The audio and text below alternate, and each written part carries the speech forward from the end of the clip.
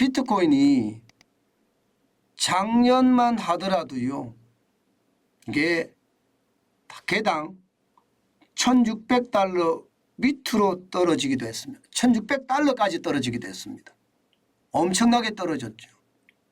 그런데 1월 들어서서 폭등했습니다. 제가 아마 여러분들에게 비트코인 폭등한다는 말씀을 여러 번 드렸을 거예요. 어느 정도 지금 폭등했는데 45%나 올랐습니다. 엄청나게 올랐죠. 실질적으로 보면 말입니다. 예, 작년 12월에 16,000원 선 최저를 기록하다가 1월 29일 현재 23,200달러까지 올라갔습니다. 23,200달러니까 우리 돈으로 따지면 곧 3천만 원이 될 수도 있다는 뜻이지요. 굉장히 많이 올라갔습니다. 45%나 올라갔습니다. 45%. 예.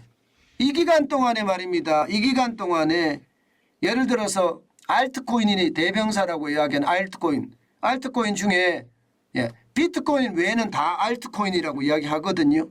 그 알트코인 중에 이더리움이 있습니다. 30% 올라갔습니다. 예, 바이낸스 코인도 25%가 올라갔습니다. 심지어 말입니다. 예, 페이스북 개발자들이 만들었다는 앱토스 5배 뛰었습니다.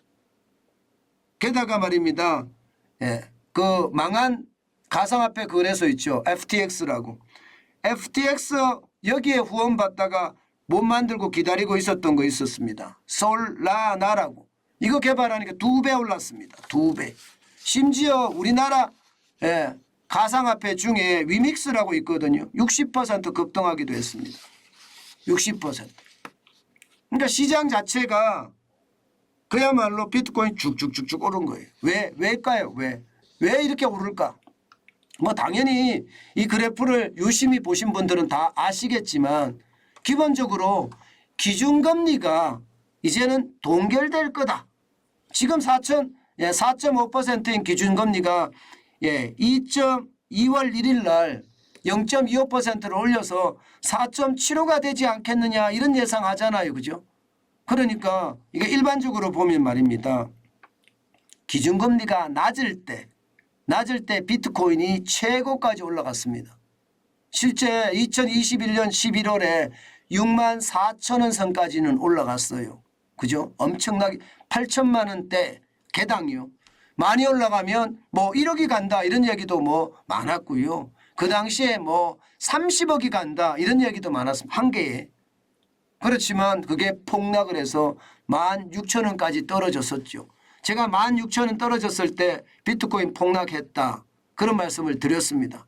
아마 우리는 코인에 대한 관심이 얼마나 많은지 제가 정확하게 이해를 하지는 못하겠지만 지금 정환진 TV를 보고 실제 비트코인을 사신 분도 있더라고요. 16,000원대 들어가서는요.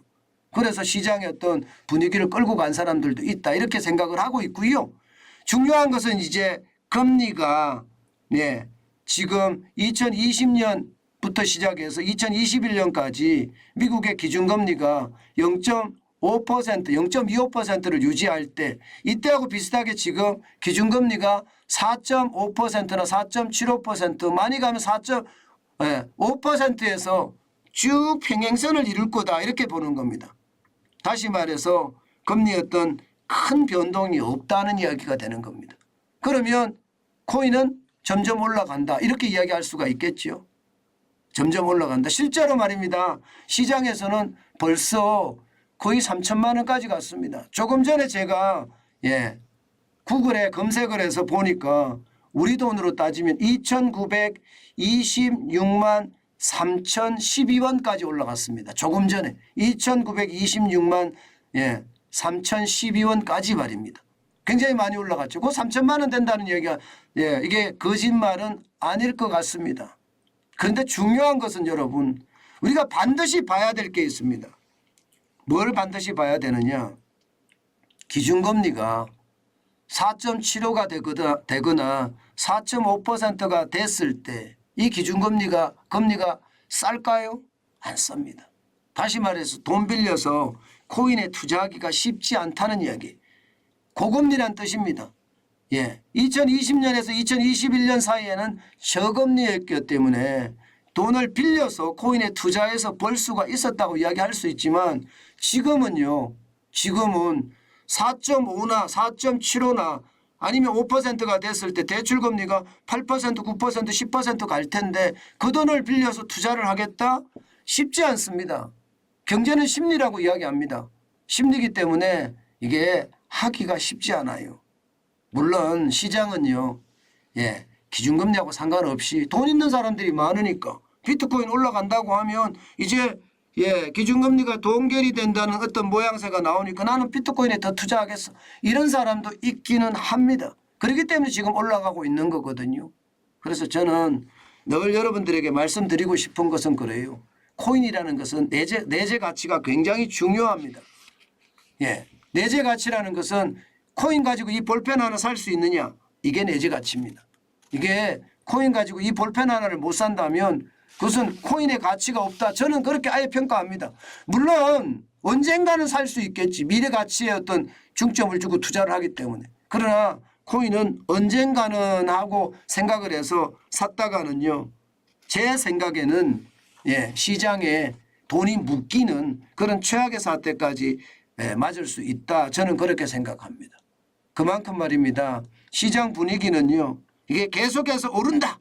이런 의견도 굉장히 강하지만 반면에 기준금리 어차피 이게 많이 높기 때문에 이게 기회가 아니라 오히려 위기일 수도 있다.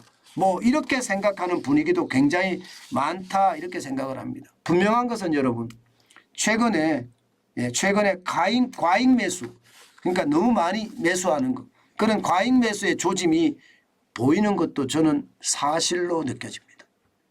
그렇기 때문에 여러분 시장은요. 굉장히 냉정하게 보셔야 되고요. 저는 코인이라는 자체가 예, 내재 가치, 실질 가치가 그렇게 크냐 여기에 대해서 진짜 고민해보고 투자해야 된다. 그 말씀 마지막으로 올리겠습니다. 그러면서 조심하시고 조심하셔야 된다는 이야기 덧붙이겠습니다.